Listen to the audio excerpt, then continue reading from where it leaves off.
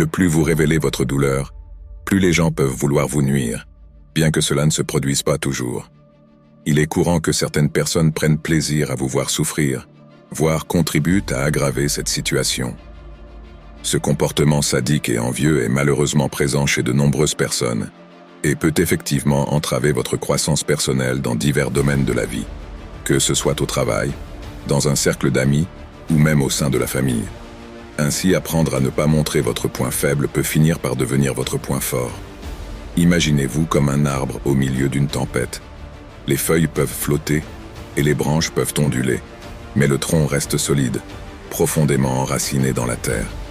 Voici le portrait d'une résilience silencieuse que nous allons enseigner ici. Nous parlerons de la façon dont vous pouvez être encore plus fort si vous montrez que vous n'êtes pas facilement affecté par des problèmes externes ou internes, où chaque défi vous apprend à être comme l'arbre. En agissant comme si rien ne vous dérange, vous ne niez pas la tempête, mais vous choisissez de ne pas vous laisser tremper par la pluie et renverser par le vent. Vous apprendrez à être le maître de votre propre destin, fort, solide et serein au milieu du chaos. Dans cette vidéo, nous parlerons des 18 principes stoïques d'Épictète, un grand et renommé philosophe dont vous avez probablement déjà entendu parler. De plus, je vous invite à l'autoconnaissance, où la force ne vient pas du bruit du tonnerre, mais du silence de la lumière qui éclaire le chemin. Par conséquent, dans les prochaines minutes, concentrez-vous sur le contenu et non sur les distractions de la vie quotidienne. Allons-y. Principe numéro 1. Écoutez 2 fois plus que vous ne parlez. Avez-vous déjà pensé pourquoi la nature nous a donné 2 oreilles mais seulement une bouche? Selon Épicure, il n'y a pas d'erreur ou de coïncidence à cela, mais plutôt un dessein clair derrière cette réalité. Ne pas être amoureux de notre propre voix autant que nous sommes appelés à être amoureux de la voix des autres. C'est en apprenant des autres que nous avançons dans la vie, pas en répétant notre propre discours encore et encore. Alors, à partir d'aujourd'hui, prêtez plus d'attention à ce que les gens autour de vous disent et moins à ce que vous avez défendu jusqu'à présent. Principe numéro 2. Attendez toujours le pire. L'une des plus grandes causes d'anxiété et de ses conséquences dévastatrices est de croire que des circonstances défavorables nous attendent dans le futur. Nous craignons que nos enfants abandonnent leurs études, que nous soyons licenciés du travail, que notre conjoint nous avoue qu'il entretient une liaison avec quelqu'un d'autre et demande le divorce, ou qu'il nous arrive autre chose de mal, comme faire faillite. Le problème est que l'un jour nous craignons l'un de ces problèmes, et le jour suivant un autre et un autre. Le cours de la vie, en plus de nous réserver des moments bons et heureux, nous réserve également une poignée de problèmes inévitables.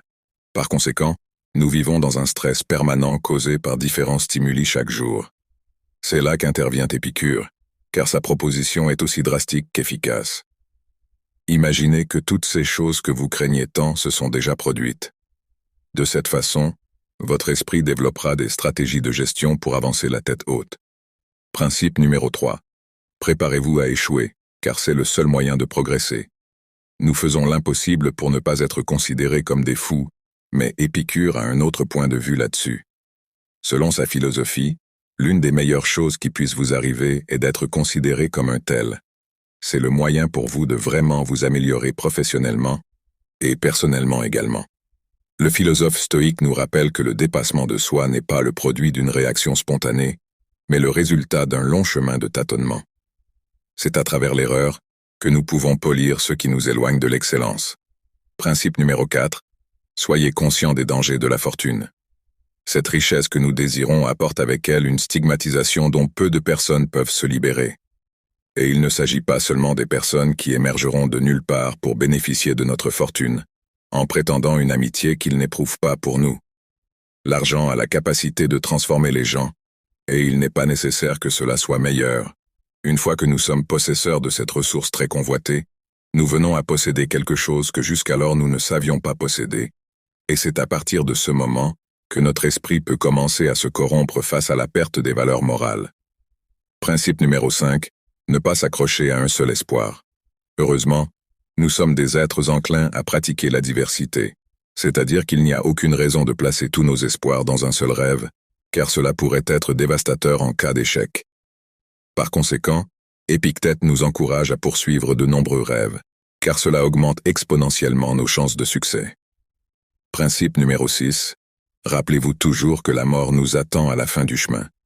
Ceci n'est pas un conseil qui nous appelle au pessimisme, mais qui nous invite à être conscients que la mort est la destination finale de toutes nos actions et notamment de nos efforts. Une fois ceci en tête, nous pourrions commencer à évaluer dans quelle mesure il vaut la peine de passer 20 ans de notre vie limitée à économiser pour acheter une maison que, aussi importante soit-elle pour nous, nous ne pourrons pas emporter partout où nous irons une fois que la mort nous visitera. De la même façon que nous transportons dans notre sac des objets que nous considérons indispensables pour notre vie quotidienne, comme le téléphone, les cartes de crédit et notre brosse à dents, il nous serait très bénéfique d'emporter un petit carnet avec ces principes stoïques, car grâce à eux, nous ne verrons plus les revers comme des malheurs, ni la vie comme un temps interne à notre disposition, mais nous acquérons une vue plus réaliste de notre existence et ferons assurément meilleur usage de notre temps de vie. Principe numéro 7. La vraie richesse réside dans un esprit satisfait. Grâce au stoïcisme, Épictète avait sa propre conception du bonheur, et nous pouvons le connaître à travers l'une de ses célèbres phrases. Un sage est celui qui ne s'inquiète pas des choses qu'il n'a pas, mais se réjouit de celles qu'il a. Cette réflexion est plus qu'une pensée. C'est un conseil pour apprendre à cesser de se sentir affecté par des richesses qui ne font pas encore partie de notre vie. Car alors que nous nous permettons de nous plaindre et de pleurer sur ce qui nous manque, nous perdons de précieuses minutes de bonheur où nous pourrions remercier pour tout ce que nous avons accompli jusqu'à présent, ce qui est bien plus que ce que nos yeux sont habitués à apprécier. Ainsi, une personne riche est avant tout une personne heureuse. Principe numéro 8. Intégrez l'humilité dans votre vie. Si vous voulez vraiment apprendre quelque chose, il est essentiel qu'une personne apprenne ce qu'elle pense déjà savoir. À travers cette phrase, Épictète nous invite à faire usage de notre humilité, particulièrement dans le domaine de l'apprentissage. Parcourir la vie en se vantant de l'orgueil du savoir nous éloigne de plus en plus du savoir authentique qui découle de la conviction que nous sommes complètement ignorants de ce que nous avons l'intention d'apprendre. De cette manière, nous regarderons tout à travers les yeux d'un enfant qui abrite autant de capacités d'émerveillement que de désir d'apprendre. Principe numéro 9. La culpabilité est synonyme de fléau. Les esprits étroits accusent les autres. Les personnes ordinaires s'accusent elles-mêmes. Mais les sages voient toute culpabilité comme une folie. Grâce à cette phrase d'Épictète, les thérapeutes de nos jours ont commencé à considérer la culpabilité comme un sentiment à éradiquer de nos vies. Le seul moyen de remporter la compétition contre la culpabilité est de refuser d'y jouer. Le problème est qu'il mène vers un chemin facile, car en accusant les autres ou nous-mêmes, nous nous absolvons complètement de la responsabilité de corriger la faute. Par conséquent, y recourir est une tentation difficile à éviter.